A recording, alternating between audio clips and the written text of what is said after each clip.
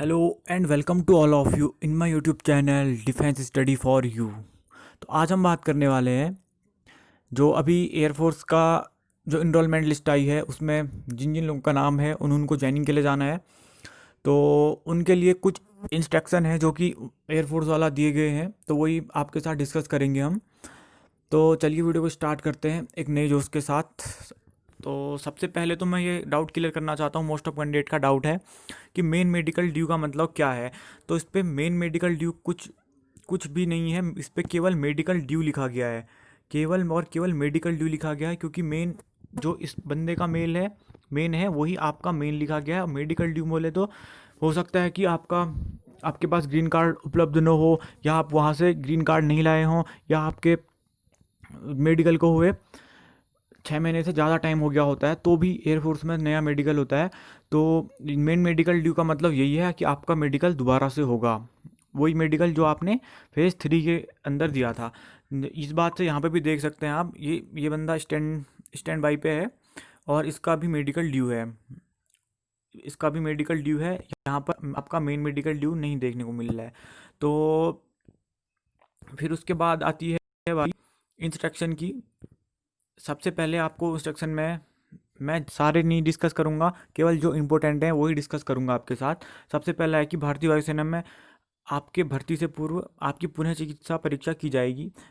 जो final medical होता है वो होगा ही होगा आपका। अगर आप उस पर अनफिट हो गए तो आपका जो भी अभी तक का आपने सफ़र तय किया है वह सफ़र आधे में ही टूट जाएगा।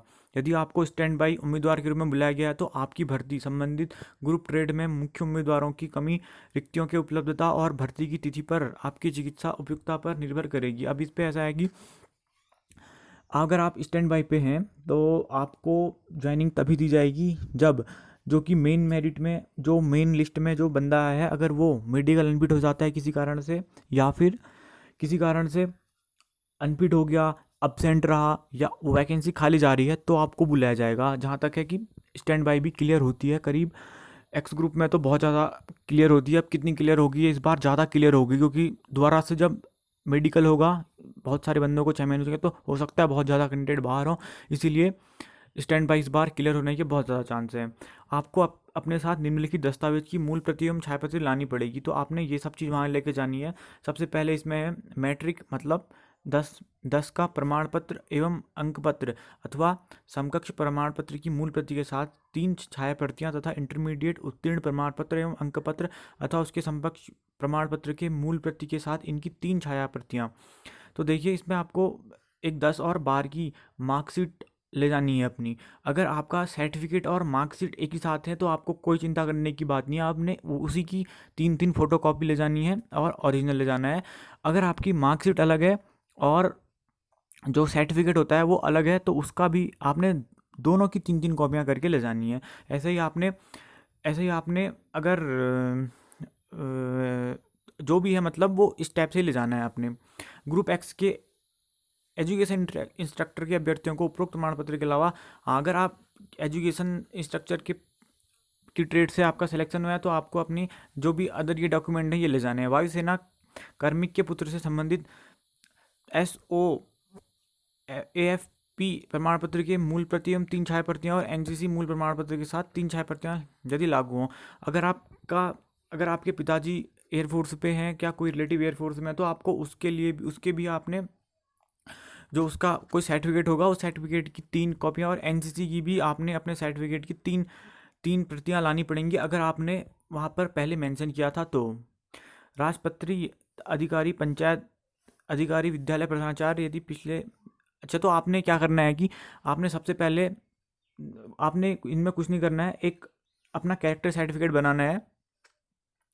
तो उससे उस पर वहाँ से आपने उन किसी गैजेट ऑफिसर की मुहर लगानी है। वह गैजेट जो ऑफिसर होगा वो आपका आपका कोई भी गांव में पता करना पंचायत अधिकारी वही आपका, या आप कहीं स्कूल पे पढ़ रहे हैं, कॉलेज से पढ़ रहे हैं तो उनसे भी आप इसको बनवा सकते हैं। सामने की ओर चेहरा किए हुए अपने नवीनतम रंगीन फोटो की अप्रमाणित 17 प्रतियाँ 3 महीने से अधिक पुरानी न हो, जिनमें से 6 प्रशिक्षण संस्थान के लिए हैं, जो खुले कॉलर शर्ट में बिना टोपी के ली गई हो। अब देखिए इस पे क्या है कि आपके रंगीन फ़ोटो चाहिए 17 आपको, और वो ऐसी फ़ोटो होनी चाहिए जो कि आपके उस फोटो में आपकी शर्ट का जो कॉलर है वो खुला हुआ होना चाहिए और टोपी नहीं होनी चाहिए सर पे। केवल सिख अभ्यर्थियों जिनका धर्म केस काटने अथवा दाढ़ी बनाने का निषेध करता है, उनको केस बढ़ाने मतलब बाल, केस मतलब बाल, केस बढ़ाने और अपनी दाढ़ी अथवा मूंछ रखने की अनुमति होगी। ऐसे अभ्यर्थियों को नामांकन के पश्चात बाद के स्तरों में दाढ़ी मूंछ बनाने की अनुमति नहीं होगी। किसी भी मामले में किसी भी उम्मीदवार को बिना मूंछ के दाढ़ी बनाने की अनुमति नहीं होगी। किसी भी धर्म अथवा विश्वास पर विचार नहीं किया जाएगा। मतलब कुल मिला के आपको दाढ़ी हाड़ी सब उड़ानी पड़ेगी अपनी। माता पिता अथवा कानूनी अभिभावक के साथ संयुक्त फोटो साइज अपने अपने अभिभावक के साथ, एक जिस पे आपकी मदर और फादर हों और आप हों, उसके साथ 3 इंच इंटू 2 इंच की, मतलब जिसकी 3 सेंटीमीटर या 2 सेंटीमीटर, 3 सेंटीमीटर लंबाई हो, 2 सेंटीमीटर चौड़ाई हो, ऐसी आपने 7 ऐसी फ़ोटो भी निकालनी है अपने मम्मी और पिताजी के साथ। और नेक्स्ट है माता पिता अभिभावक द्वारा हस्ताक्षरित सम्मति पत्र और राजपत्रित अधिकारी द्वारा अनुप्रमाणित यदि आपकी आयु 18 वर्ष से कम है। तो अगर आपकी एज 18 वर्ष से कम है तो एक फॉर्म भरना पड़ता है, वो फॉर्म भी दिखाऊंगा मैं आपको, और कैसे भरना है वही बताऊंगा। आपके नियोक्ता द्वारा अनापत्ति प्रमाण पत्र यदि नौकरी करते हैं, अगर आप कहीं अभी जॉब कर रहे हैं गवर्नमेंट में, तो वहाँ से आपने अनापत्ति प्रमाण पत्र बना के लाना पड़ेगा। बैंक खाता विवरण, अगर आपके पास बैंक खाता है तो यहीं से ले जाइए, नहीं है तो आप कोई टेंशन मत लीजिए, आपका वहाँ बैंक खाता भी खुल जाता है। हल्का बिस्तर और व्यक्तिगत कपड़े, 45 दिनों की आवश्यकता पूर्ति, भोजन व रहने के लिए नकदी। आपको इस बार थोड़े पैसे ज़्यादा लेके जाने पड़ेंगे जहाँ तक है, क्योंकि आपको वहाँ 14 दिन क्वारंटाइन करना पड़ेगा। इसीलिए आप थोड़ा अपने साथ एक बिस्तर ले जाइए। बिस्तर मतलब आप, वैसे तो वहाँ लगभग व्यवस्था होगी, एक हल्की बेड शीट रख सकते हैं आप अपने पास ऐसे ही, तो आप उतना आप लेके जाइए और आप थोड़े पैसे बढ़ा के ले जाइए। पैसे लगभग 5,000 रुपये तक वो अलाउ करते हैं, लेकिन आप 1-2 हज़ार बढ़ा के भी ले जाएगा तो कोई नहीं, तब चलेगा उधर। आपको अपना स्थायी आवासीय पता ठीक से अवश्य ज्ञात होना चाहिए। आपको निम्नानुसार संबंधित विवरण लाने की सजा दी जाती है। मतलब कि आपको अपने घर का पूर्ण पता, सब कुछ पता होना चाहिए घर के पते के बारे में, कि चाहे जैसे कि मतलब आपको कोई वहाँ से डाक भेजें, आपके घर में कोई सूचना दें तो वह आपके घर पहुँच जाए। आप ये पढ़ लीजिए, आपका इतनी चीज़ आपको पूरी क्लियर होनी चाहिए। ये सब चीज़ें आपको क्लियर होनी चाहिए, इनको अपने घर से पता करके अच्छे से एक या डायरी पे या कॉपी किसी पे भी लिख के ले जाइएगा। बिना डाक टिकट के अपना पता लिखा हुआ एक लिफाफा लीजिए, उस पर बाहर अपना पूरा पता लिखिए और उस पर डाक टिकट न लगाइए। दिल्ली क्षेत्र से अगर दिल्ली क्षेत्र में, अगर बहुत से कैंडिडेट को यहाँ पे डाउट भी हो रहा है, क्योंकि आपने 2-3 चीज़ भेजनी है वहाँ पे।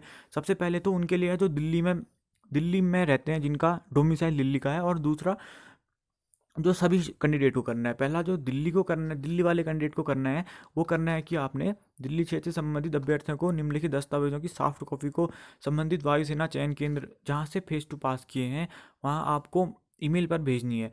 तो आपने, अगर दिल्ली में आपका रहते हैं, यानी कि ऐसा मान लीजिए कि डोमिसाइल दिल्ली है, तो आपने इतनी चीज़ें, आप अपनी फ़ोटो, आपका कोई भी पहचान पत्र, जैसे कि आधार कार्ड हो गया आपका, आपका वोट देने वाला मतदाता कार्ड हो गया, वो सब आप, और आवासीय पता का प्रमाण पत्र जैसे कि पासपोर्ट, बिजली, ये सब चीज़ में से किसी भी चीज़ की आपकी, और ये फॉर्मेट देख लीजिए, इतने फॉर्मेट में आपने पीडीएफ बनानी है ना, और कुछ आपने जेपीजे फॉर्मेट भी भेजनी है और कुछ पीडीएफ फॉर्मेट भेजनी है। आप ये देख लीजिए, अच्छे से पढ़ लीजिएगा इसको, और इसको आपने जिस एएससी से आपने फेस टू क्लियर किया था वहाँ पे भेजनी है। हर एएससी की आपको यहाँ पे ईमेल आईडी दी है, इस ईमेल पर भेज दीजिए। और सारे कैंडिडेट को, ये तो केवल दिल्ली के कैंडिडेट को करना है, और जितने भी कैंडिडेट ने इनरोलमेंट में लिस्ट में नाम लिया है, उन्होंने क्या करना है, उन्होंने अपना P5 फॉर्म भरना है और उसको भेजना है, इन ईमेल आईडी पर भरना है जहाँ से आपने फेज़ 2 पास किया, और ये आपने 14 जून से पहले काम करना है। और क्या कहते हैं, ये सब आपने भेजना है अपने एएससी में। और P5 फॉर्म क्या होता है वो मैं आपको बताऊंगा, फॉर्म इस वीडियो के लास्ट पे देखते जाइए, मैं आपको P5 फॉर्म के बारे में ज़रूर बताऊंगा। अगला है कि अभ्यर्थियों को वेबसाइट airmanselection.cdac.in पर टैप, यहाँ से आपने कुछ नहीं है कि आपने जो भी मतलब कोविड-19 जाएंगे यहाँ से, वो कोविड-19 अंडरटेकिंग फॉर्म भर के ले जाएंगे। मतलब कोविड-19 अंडरटेकिंग फॉर्म मतलब कि वो आपको 14 दिन क्वारंटीन करेंगे। वहाँ आपको सीधे ट्रेनिंग स्टार्ट नहीं हो जाएगी, आपका शुरू के 14 दिन क्वारंटीन है। उस पर फॉर्म पे आपका लिखा है कि आपको क्वारंटीन रहना है, और मैं इसकी इजाज़त देता हूँ, इस टाइप से है वो कुछ। और उस पर आपकी जानकारी है कि मतलब आप मना नहीं करेंगे, अगर वो आपको वहाँ जो भी आपसे कोई जो चीज़ भी कहेंगे वो आपको मना नहीं करेंगे। और अभ्यर्थियों को प्रारंभिक अपील चिकित्सा परीक्षा के दौरान जारी उनके चिकित्सा योग्यता प्रमाण पत्र ग्रीन कार्ड को नामांकन के लिए रिपोर्ट करते समय लाना है। आप अब वहाँ जाते टाइम अपना ग्रीन कार्ड ले जाएंगे, अगर आप ग्रीन कार्ड नहीं ले जाते हैं तो आपको बहुत बड़ी प्रॉब्लम होने वाली है। कोविड-19 स्थिति को देखते हुए नामांकन स्थल के आसपास ठहरने की व्यवस्था नहीं है। अभ्यर्थियों को सलाह दी जाती है कि उनके ई कॉल लेटर में बताए गए स्थान पर नामांकन के लिए रिपोर्ट करने के समय अपने माता पिता अभिभावकों को साथ न लाएं। यानी कि आप अपने किसी भी पेरेंट्स को अपने साथ न ले जाएं। अब आप अकेले जा सकते हैं, आपका सिलेक्शन हो चुका है, आप मैच्योर हो चुके हैं, तो आप अकेले जाइए वहाँ। कोविड-19 महामारी को ध्यान में रखते हुए सभी अभ्यर्थियों को सलाह दी जाती है कि नामांकन के लिए रिपोर्ट करते समय सभी सावधानियां बचाव अपना, जैसे मास्क पहनना, सैनिटाइजर, शारीरिक दूरी का ध्यान रखना इत्यादि, ये सब चीज़ आपने वहाँ पर वहाँ जाते जाते ही आपको वहाँ ये पूरी मिल जाएंगी। इस पर कोई टेंशन लेने की ज़रूरत नहीं है। मास्क और सैनिटाइजर अपना अपना ले जाएं।